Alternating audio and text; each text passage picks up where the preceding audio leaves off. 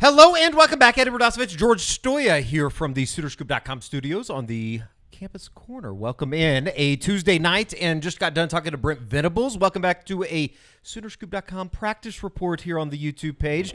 All right, George, we're now, 10 days away. I can't believe that we're already here, but we are here. And they've broken camp. Obviously, the preseason is somewhat over. School started on Monday, obviously, and they move into the evening practices, which, I think is kind of the signal that, all right, we made it. You made it through the offseason, but now about, under 2 weeks from kickoff next, I guess, a week from Friday, August 30th against Temple.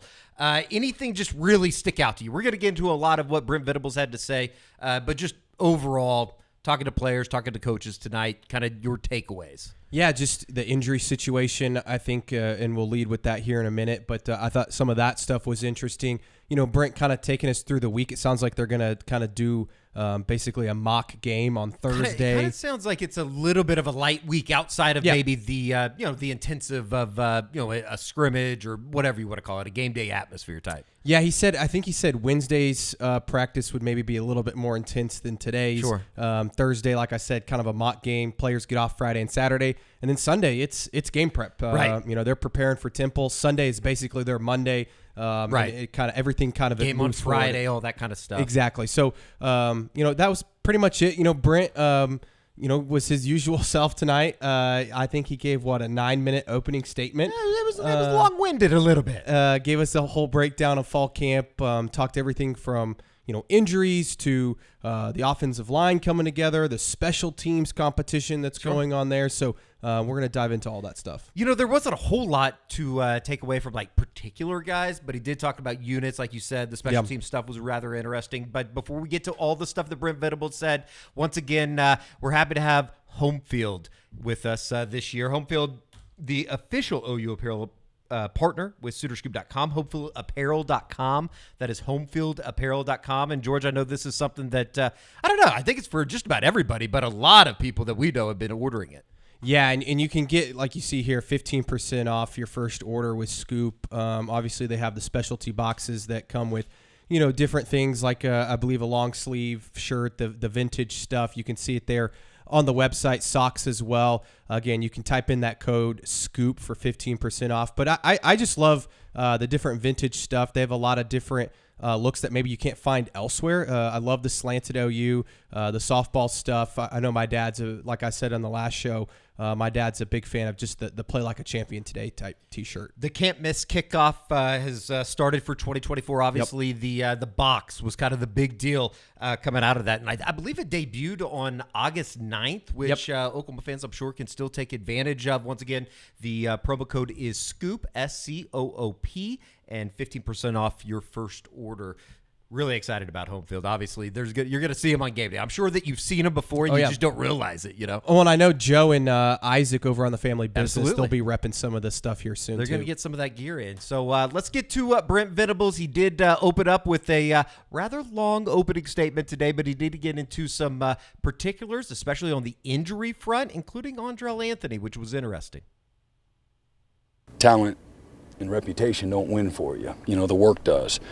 But this is a group of guys that were willing to work and put the time in, and they wanted to be challenged, and so it makes it a lot of fun when you get guys with a willingness to do the hard stuff,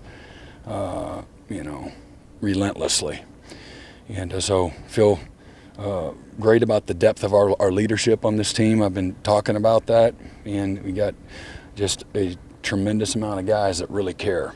And there's been several guys that didn't get here until this last semester, but they're just natural leaders, and they bring out the best in everybody, and they have a professionalism about them that knows how to show up. But now the next challenge, after kind of navigate the next week or so, will be doesn't matter what you do in practice if you don't do it in a game, and that'll be the next real litmus test.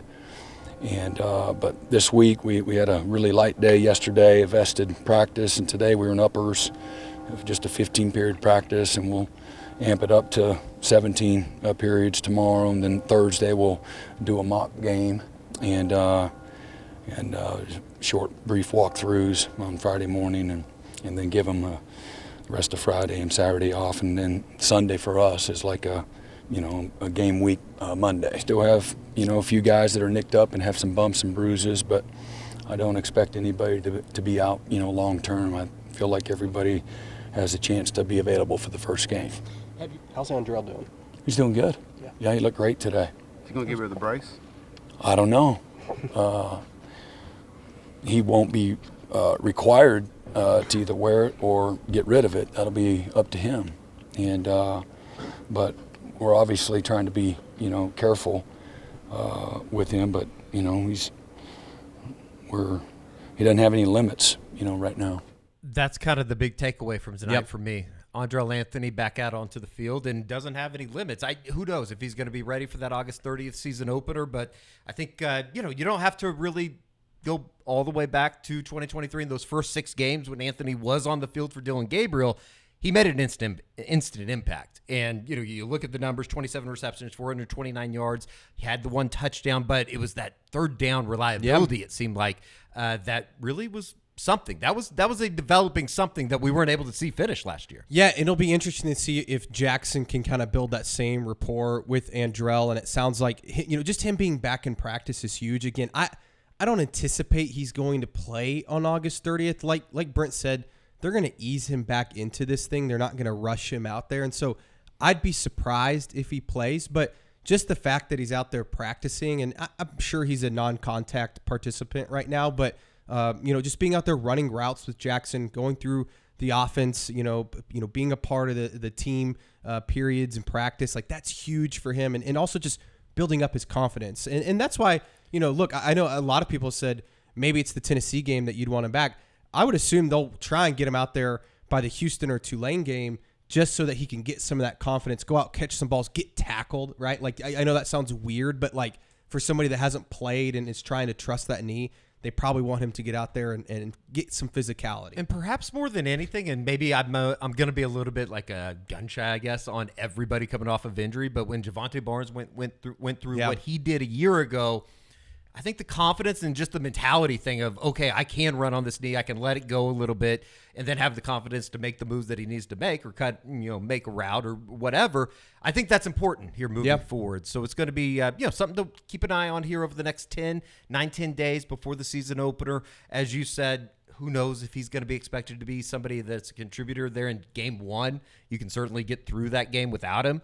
But, as things ramp up and you start, all of a sudden looking up and it's going to be September 21st and Tennessee's going to be coming to town, you need to get it back onto the field. Yeah, definitely. And I think you could say that for some of these other guys. That's what's really interesting.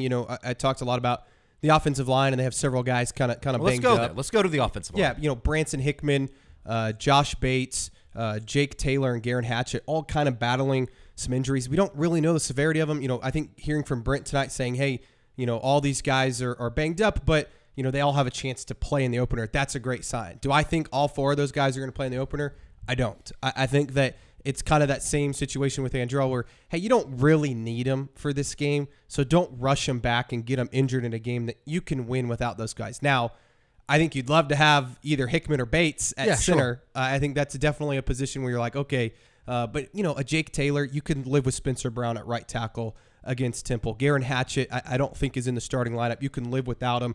Maybe he's an emergency guy that could come in and play that game. But it is good news, though, hearing that all those guys are not long-term. Sure. And we kind of knew that, but to hear it from Brent, I think was reassuring. We didn't get any update on Nick Anderson, but I would assume he's lumped into that same group of guys that not long-term, just is a little bit banged up, and again, could maybe give it a go come August 30th. And then Deshaun McCullough, which he did give an update towards the end, I think kind of walking away from the scrum, just said he's not practicing still. So I would anticipate him not being available for that first game. No doubt. Let's talk offensive line. Brent Venables did speak on his unit tonight. I know there was something that you asked about earlier this evening. I got a kick out of the answer, obviously. But, it is still a developing situation or a continued developing situation along the offensive front. Yep. It does seem like, and I don't know if it's ironic or a coincidence, but the way that this has worked is it seems like it's gotten better each week.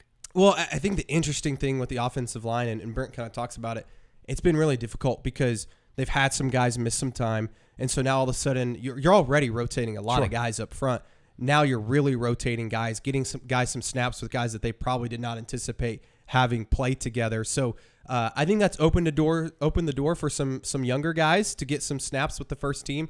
But it does sound like Brent feels pretty confident. I know that they're banged up there. Obviously, they have a whole new unit from a year ago, but he likes the experience there. It sounds like he really likes the talent. I know there's some young guys that have been really standing out. So, he doesn't know who the 5's going to be, or maybe he does and he doesn't want to tell me when I ask that. But it sounds like the confidence is obviously still there from Brent in not only that group of guys, but Bill Beadenbow as well. I guess you asked it. We'll let you guys out there be the judge. Here is Brent Venables talking about his offensive line going into the season opener.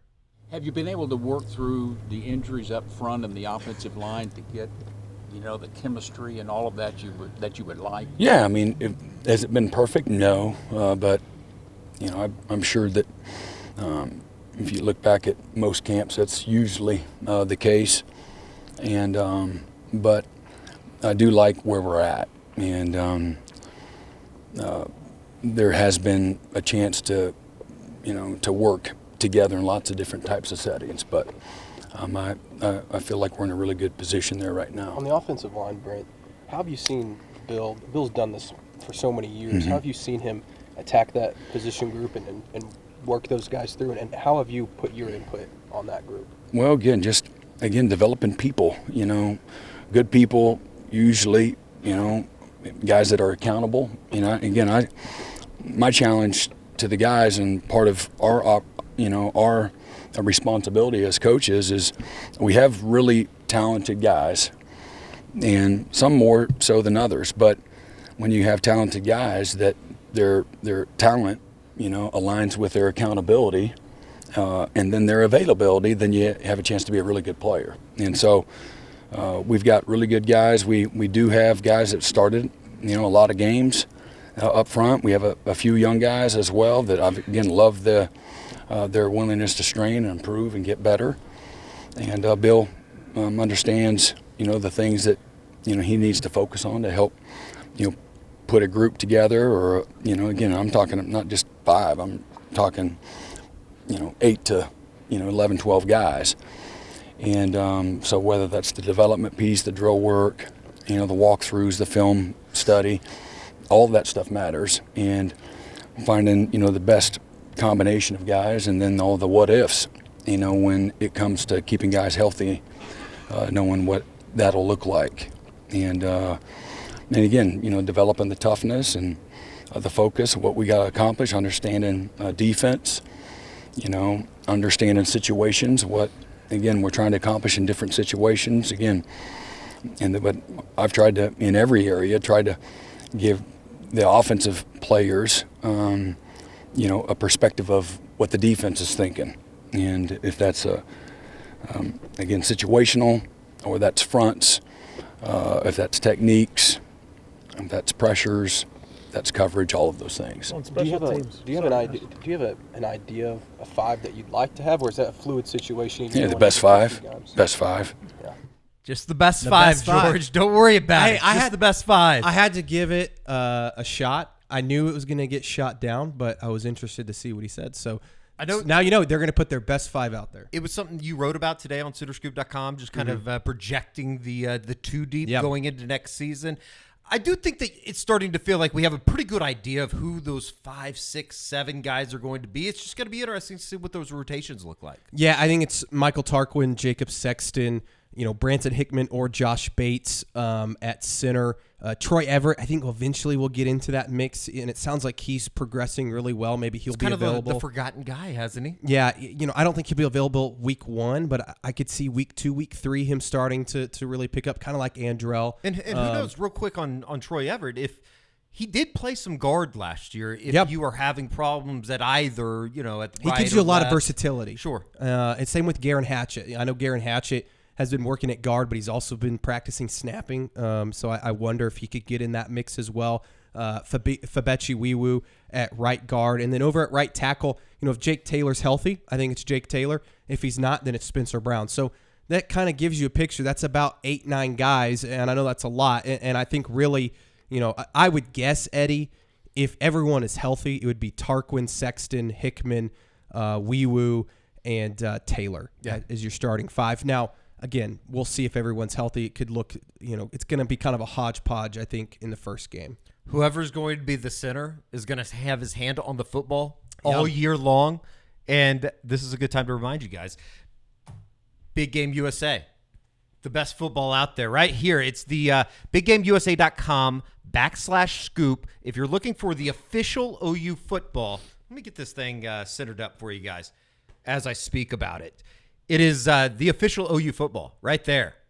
Got the SEC logo on it, the Vapor Elite. The cool part is the SEC logo with the OU, because it really is the official football. And what's cool, Eddie, is I don't know if you've seen this, but they put out the team photos all the time of them in practice and running with the football. And it is the exact same football. 100%. And that's what's really cool. I mean, it is an authentic football that these guys are playing with. It's really cool. All you got to do is go to biggameusa.com/scoop if you are so inclined. And as we said, it is the Nike Vapor Elite, exclusively from Big Game Football Factory. And we throw it around in front of the office. If you drive in front of the office, sometimes you'll see George and I out there. I never drive. I have a great arm.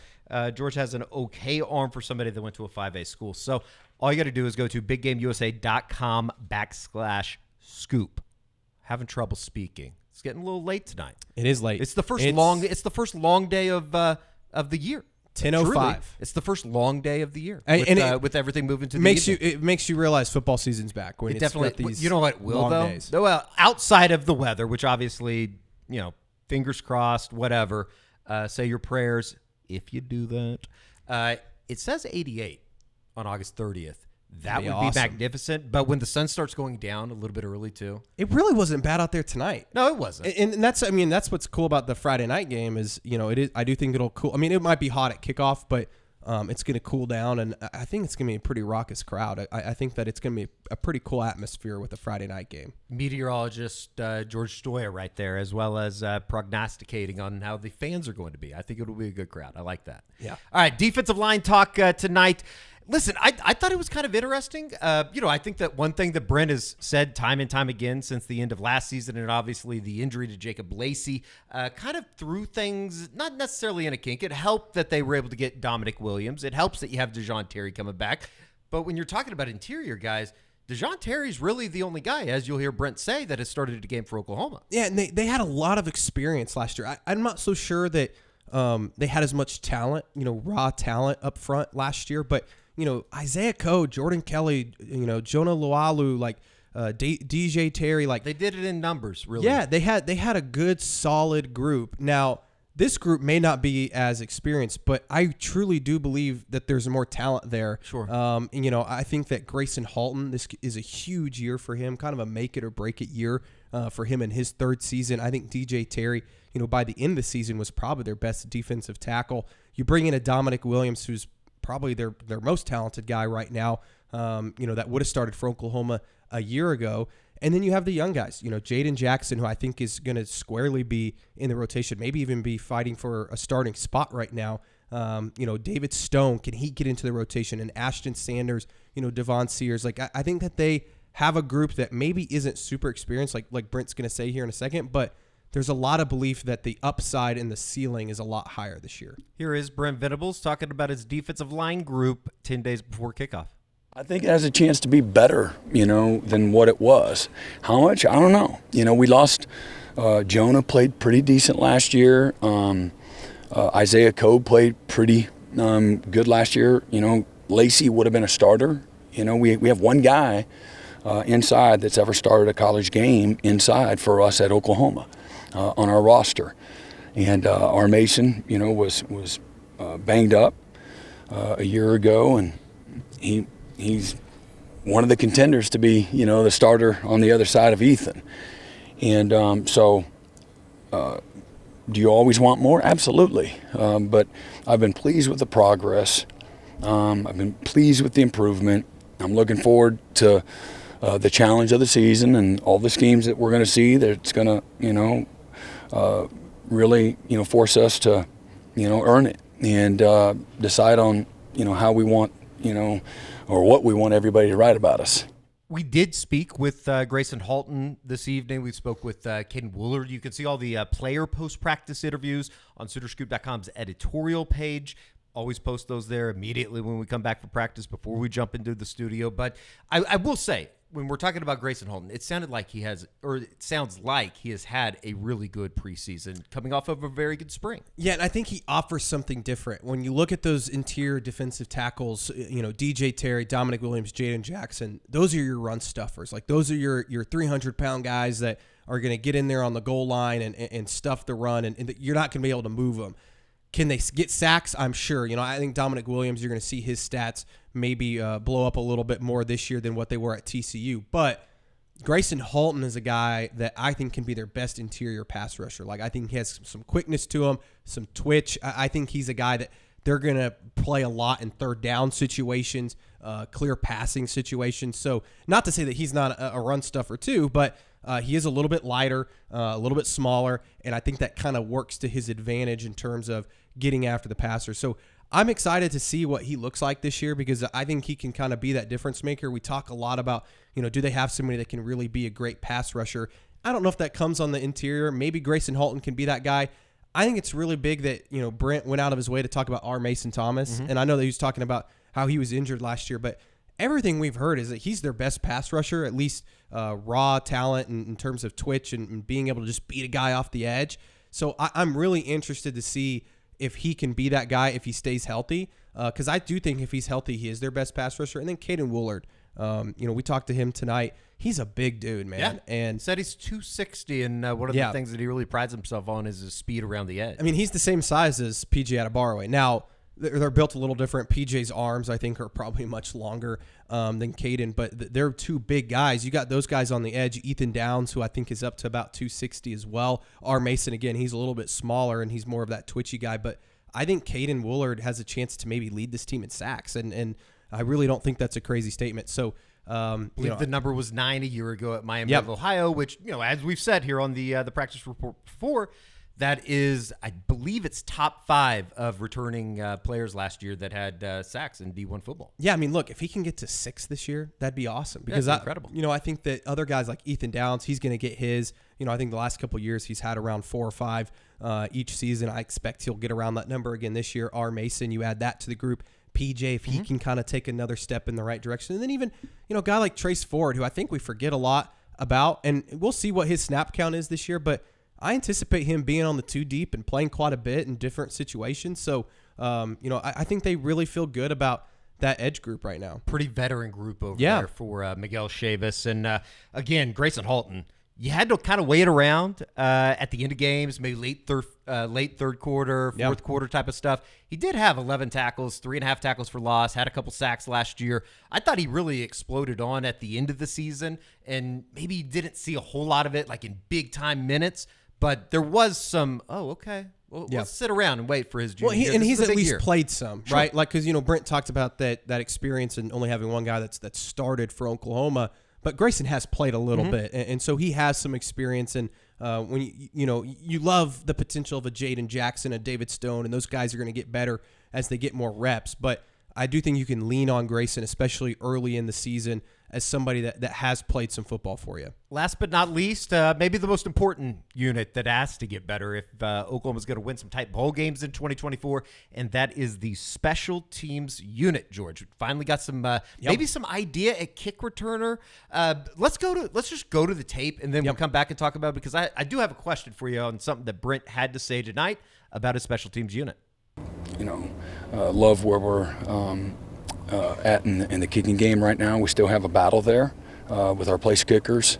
That'll go through the end of this week, and we'll make a decision. And really feel like we would need both guys potentially, this season. And Zach's got a really big leg, so he's really good at the kickoffs, and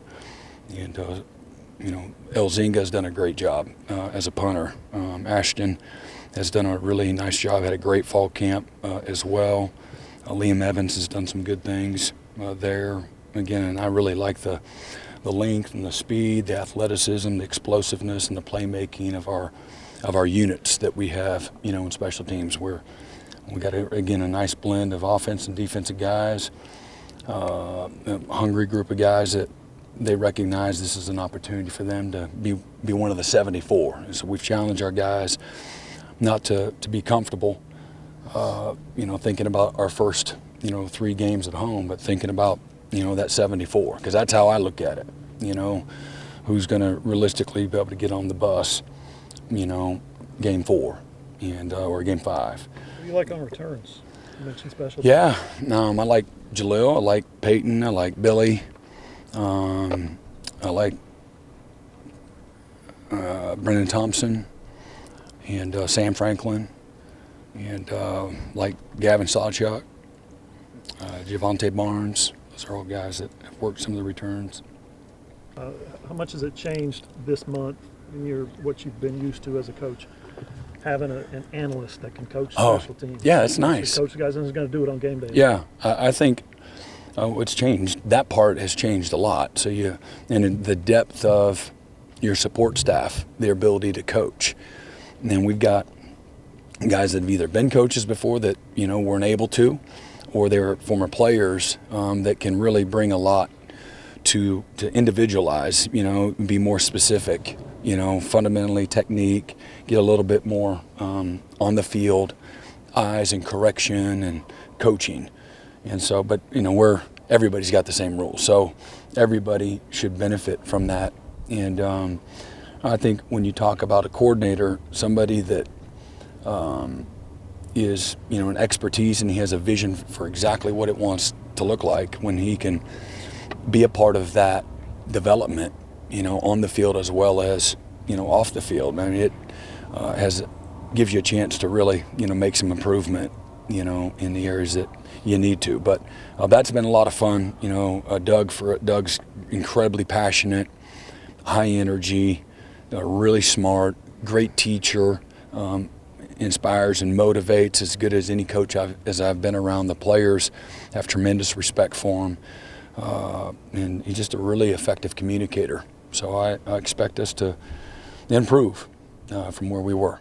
Obviously, speaking on Doug Deacon, who takes over as Oklahoma's special teams coach, technically analyst, but obviously the new rule in the NCAA, analysts can coach on the field now at practice and in games and all that kind of stuff. So obviously, he was a big hire for Oklahoma. We've talked about that. It is going to be interesting just in terms of the place kicking thing. It seems like it's topsy-turvy. It's always kind of one way or the other. Yep. It seems like if today was the day that you were going to run out a 40-yarder, though, or a guy to kick a 40-yarder to win a game, who would that be?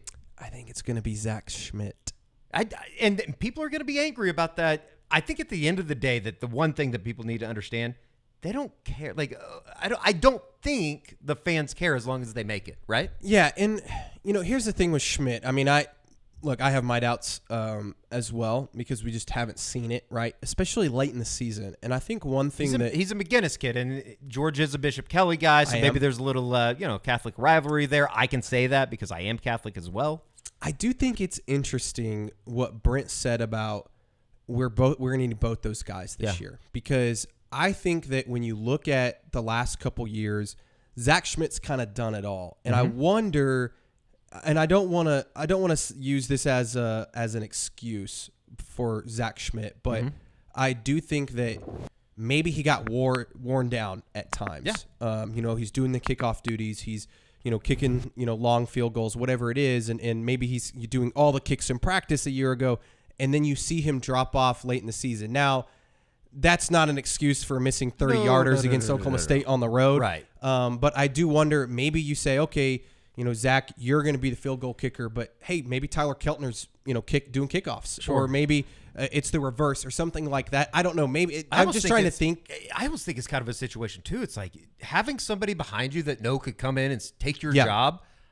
I don't know if it necessarily makes you make kicks all of a sudden or not miss a kick under a big pressurized moment. But I do think it plays into the grand scheme of things. Well, and your leash is a lot shorter, right? Sure. Like I think if Zach goes out there and misses a big kick in a game, you can go, okay, well, Keltner, you're in. You might have a bigger problem walking around campus on Monday, or just walking around the town with some of these people. But everything we've heard is that Zach Schmidt has been really, really good in practice. He has a big leg. Yes. There's no doubts about that. Yeah, and I think that he's shown good accuracy at times, and then at other times he falters and is just really bad in big spots. And so it's like, how much do you trust him? And Sure.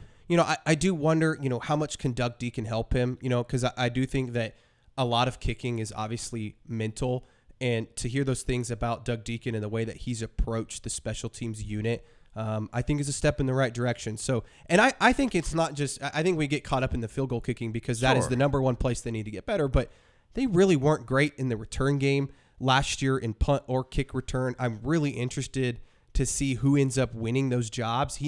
Brent mentioned 7 different players there. I put in my depth chart, I think Peyton Bowen is going to do one of the two. I just don't know which two. I know he mentioned Billy Bowman. I'd be surprised if they put him back there. Here's my question. He named 7 guys there. Yeah. All 7 of those guys, outside of maybe Sam Franklin, is somebody, or 6 guys that I think we feel like are going to play big parts, whether it be on offense or defense. You get on the message boards. I know that one of the first things that was brought up, do you have a problem with putting some of these starters on some of these return units? I wouldn't put Billy Bowman back there, especially since he has been hurt on kickoff before. I probably wouldn't put, a Sawchuk or Barnes. I definitely wouldn't put Javonte Barnes back there to start the year, considering his injury history. I wouldn't put Farouk back there just because, not because of his injury history, but he has shown problems to hold on to the football. He has, but he's also been pretty good at times. I know. I don't know. I honestly think it's going to be Farouk back there. That's just a guess. I honestly have no insight on this. And then I think Peyton Bowen. And the thing with Peyton Bowen is you don't want to injure him, but I think he's an electric returner. And again, when you talk about special teams unit as a whole, I've been looking at the advanced analytics lately and the projections for this season, and everybody has OU, in the top, 20 or 30 offense and defense this year in advanced analytics. You're like, man, that'd be a really good year if you can finish top 20 in both offense and defense. Special teams has been like in the 90s. Yeah. And it's like, man, if you can cut that in half and you can get to a top 50 special teams unit and across the board, think about how much better of a football team you would be. And so that, to me, we talk a lot about the offense and the defense, and obviously those units have to play great, but I really think they can take a huge leap in special teams, whether that's field goal kicking or the return game. 2 of the 3 losses last year you saw in Lawrence and Stillwater. I don't think we have to rehash it for everybody out there. You had some special teams gaffes. Yeah. And I think that is something that when you're tightening everything up as you get into some of these games that we all feel like are going to be, fourth quarter kind of shootouts or whatever you want to call it, you got to have really solid special teams. And, I think we should also say this doesn't mean Doug Deacon's going to come in and fix everything. I think he's the savior. They're not going to have any problems. Yeah, no, look, they're still going to make mistakes. That's football, especially college football. But, I hope not. But I do think that you're going to see some real improvement in several parts of the special teams unit. It's kind of one of those things. Just be clean. Yeah. Don't have punts blocked. Don't have 50-yard returns. Don't muff punts or kickoff returns. Catch punts, that kind of stuff. You should walk away with don't miss chip shots. Less than 1.5 turnovers on special teams. No doubt about it.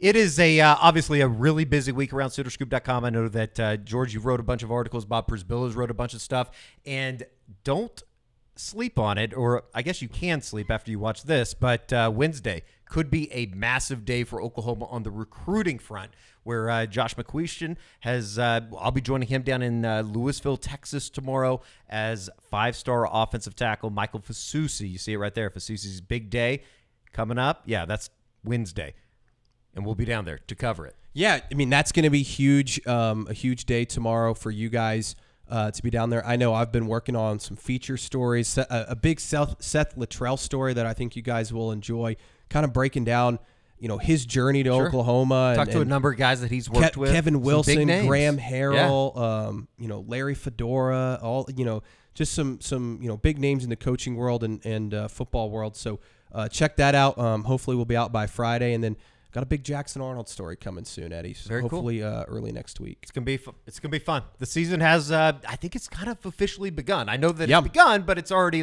it feels like it's really here now. Well, and I know back on campus. They're game prepping. And I know Brent said it's a game week starting on Sunday, but I know that they've already started watching film, not only on Temple, but I'm sure on Houston and Tulane.